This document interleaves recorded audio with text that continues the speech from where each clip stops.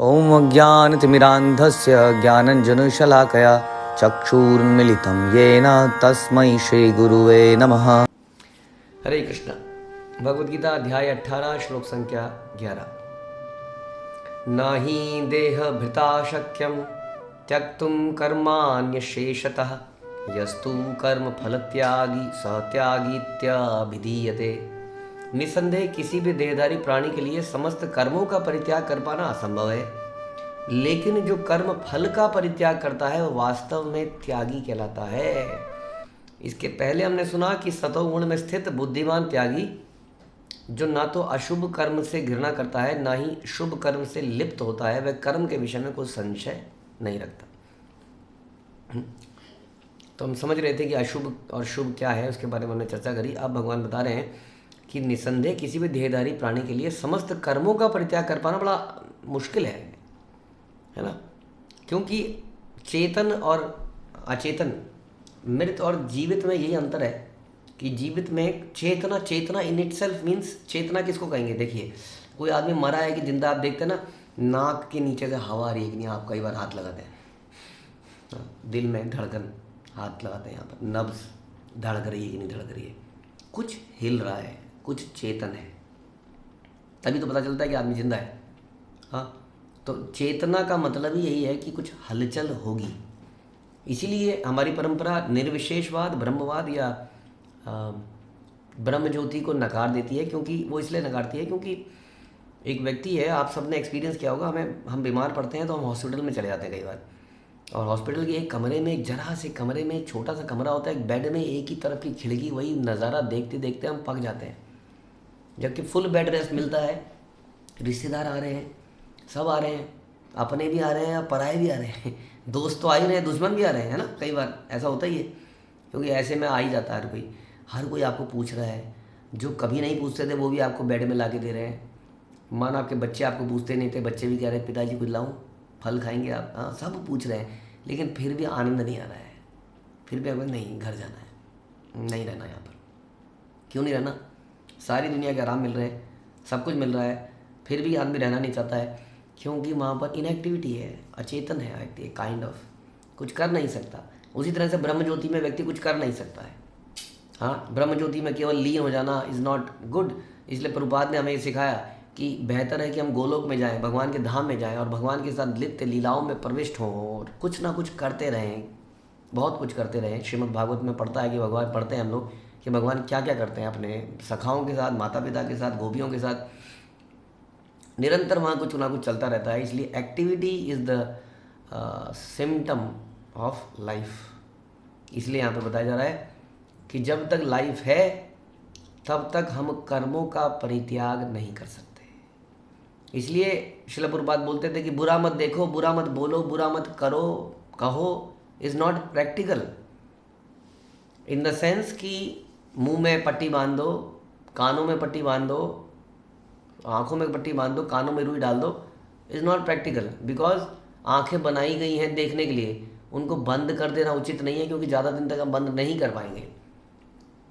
मुंह से बोलना बंद नहीं कर पाएंगे, बुरा मत बोलो तो मुंह को बंद कर दो, that is not the solution. फिर तो हम कहेंगे कि बुरा मत खाओ तो खाना बंद कर दो फिर। तो इसलिए बुरा ना बोलो का सॉल्यूशन है अच्छा बोलो, अच्छा बोलते रहो, बोलते रहो, बोलते रहो, हरे कृष्णा जपते रहो, प्रचार करते रहो, कुछ बोलते रहो भगवान के बारे में, भक्तों के बारे में, गुणगान करते रहो। क्योंकि जैसे ही ये बंद होगा, इस जबान से नेचुरली वो चीज़ निकलेगी जिसकी आदत है, वो है बुराई करना,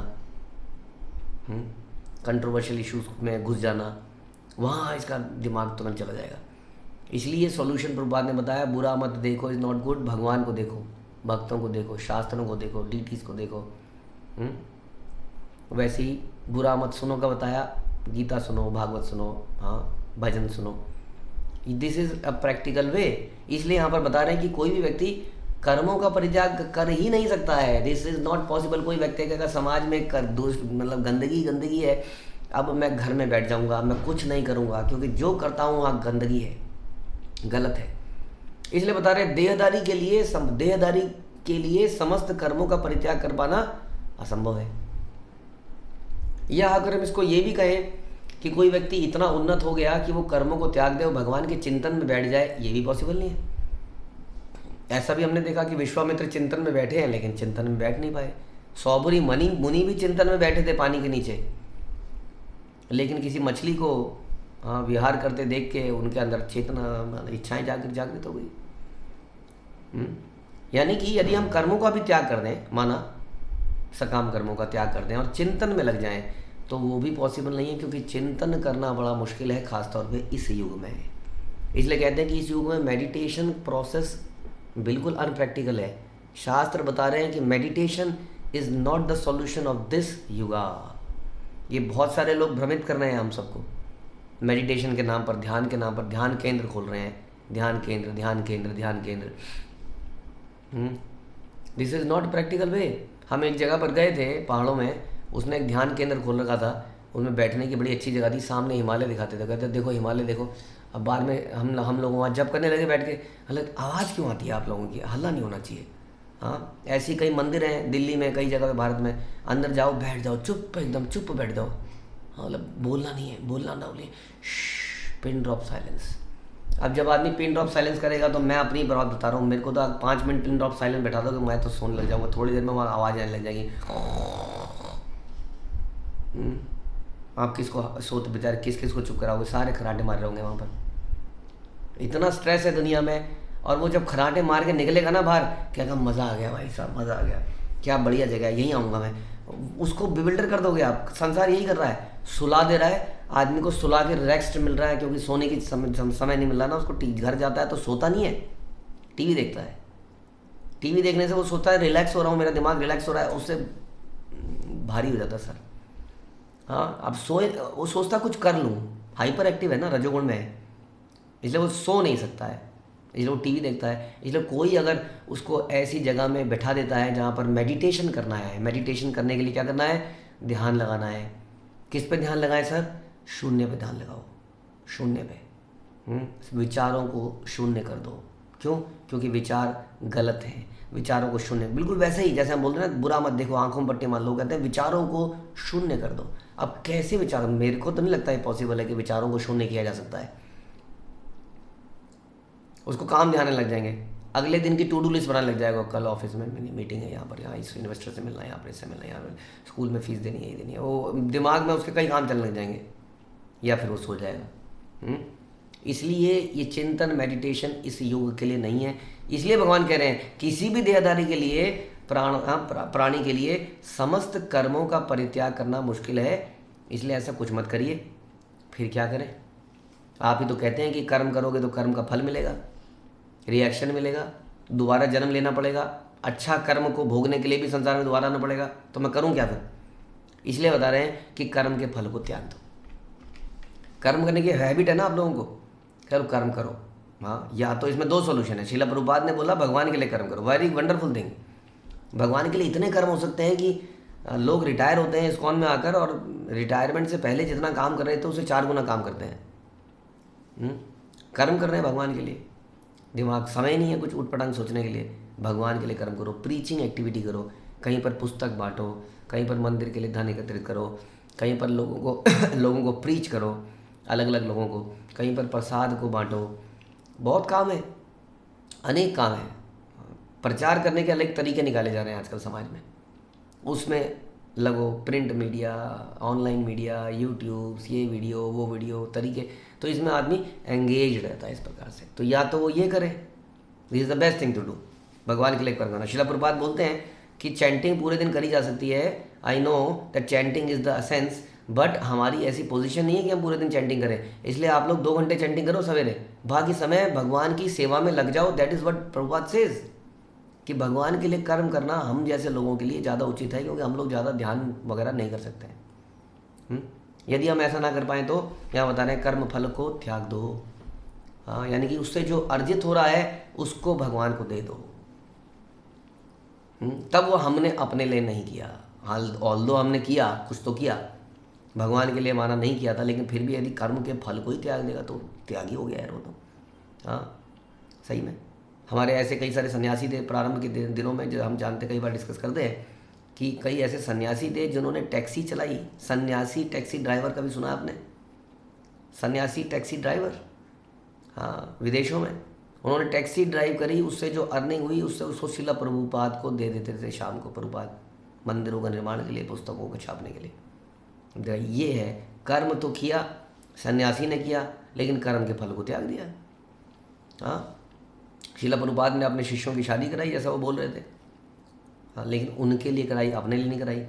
उसके कर्म के फल को भगवान को अर्पित कर दिया, दोनों शिष्यों को, शिष्या को भगवान को अर्पित कर दिया।